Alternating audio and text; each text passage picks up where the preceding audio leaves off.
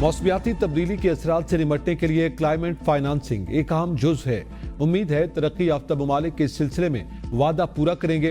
वज़ीर-ए-आज़म की पाकिस्तान में अक़वाम मुत्तहिदा के रेजिडेंट कोऑर्डिनेटर की मुलाकात के दौरान गुफ्तगू। कहा, पाकिस्तान अक़वाम मुत्तहिदा के साथ मुख्तलिफ मंसूबों मौसमियाती तब्दीली के शोबों पर काम जारी रखेगा।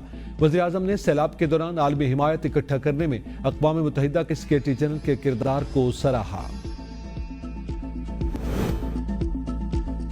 कच्ची कैनाल मंसूबे की तकमील जल्द मुकम्मल की जाएगी। किसानों को सहूलियात देकर ज़राअत को तरक्की की जानिब ले जा रहे हैं। वज़ीर आला बलोचिस्तान सरफराज बुगटी का तकरीब से खिताब। कहा, बलोचिस्तान की तरक्की के लिए वफाकी हुकूमत के ताउन को सराहते हैं। कच्ची कैनाल से इलाके में ज़रूरी इनकलाब आएगा। अवामी मसाइल के हल के लिए तमाम वसाइल बरूएकार लाएंगे। PTI की हुकूमत में इस मंसूबे पर तवज्जो नहीं दी गई। सुई में मुआहदा करने का मकसद पैगाम देना है कि अवामी फलाह को यकीनी बनाएंगे। सरफराज बुगटी का मजीद कहना था कि सरदारों की तरह आम आदमी के बच्चों को आगे बढ़ने के मौके देंगे। मेरिट को यकीनी बनाते हुए नौजवानों को रोजगार देंगे।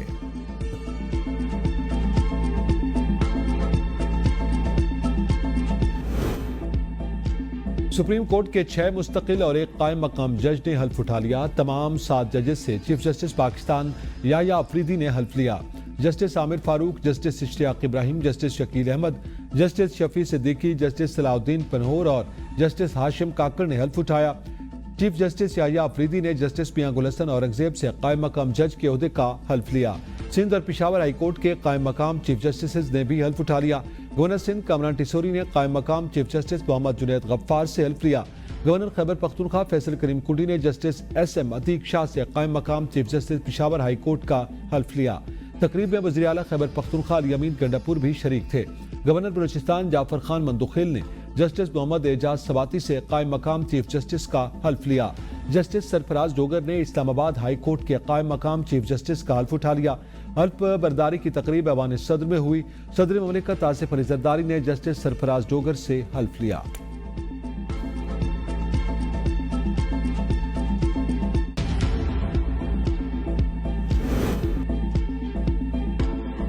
सुप्रीम कोर्ट में नए जजेस के आने पर seniority list update. Chief justice के बाद जस्टिस मंसूर अली शाह का पहला, जस्टिस मुनीब अख्तर का दूसरा नंबर, जस्टिस अमीनुद्दीन का तीसरा, जस्टिस जमाल मंदोखेल का चौथा नंबर, जस्टिस मोहम्मद अली मजहर का पांचवा, जस्टिस आयशा मलिक का सीनियरिटी में छठा नंबर, जस्टिस अतर मिनल्ला 7वें, जस्टिस हसन अजहर रिजवी 8वें नंबर पर मौजूद।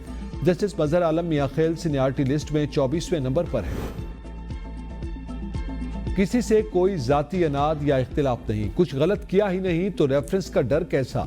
जस्टिस मंसूर अली शाह की सुप्रीम कोर्ट में जजेस की हल्फबर्दारी की तकरीब के बाद सहाफियों से गैर रस्मी गुफ्तगू।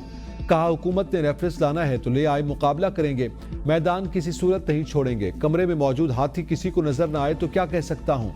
जजेस में कोई इख्तिलाफ नहीं, तमाम जजेस से मुलाकात होती है, इकट्ठे चाय भी पीते हैं। काम न करने के सवाल पर जस्टिस मंसूर अली शाह ने कहा, मुकदमात निपटाने की शरह देख लें, किसके कितने फैसले कानून की किताबों में शाये हुए, सब सामने और तमाम रिकॉर्ड सुप्रीम कोर्ट की वेबसाइट पर मौजूद है।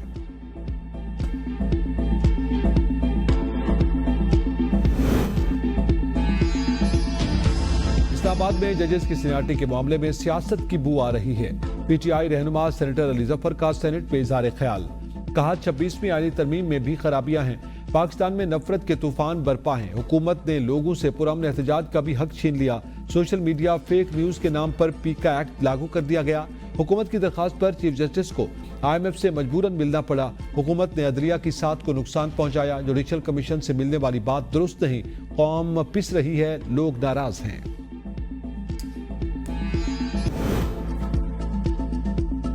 PTI में क्या हो रहा है। गवर्नर खैबर पख्तूनख्वा का वज़ीर आला से मुलाकात के दौरान मजाक में सवाल।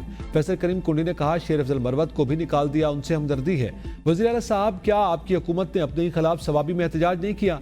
वज़ीर आला खैबर पख्तूनख्वा अली अमीन गंडापुर पर गैर मामूली तौर पर मुस्कुराते रहे। मुलाकात 10 मिनट तक जारी रही।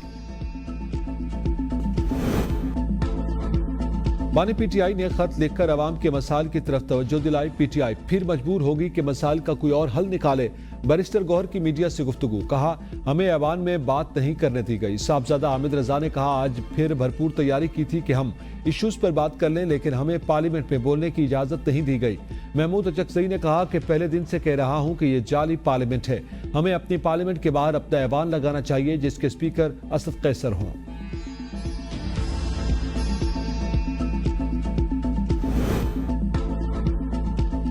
शेर अफजल मरवत की कौमी असम्बली आमद पर दिलचस्प सूरत हाल। हुकूमती अराकीन ने डेस्क बजाए, जिस पर स्पीकर ने मुस्कुराते हुए लुकमा दिया कि आप लोग इन्हें मरवा न देना।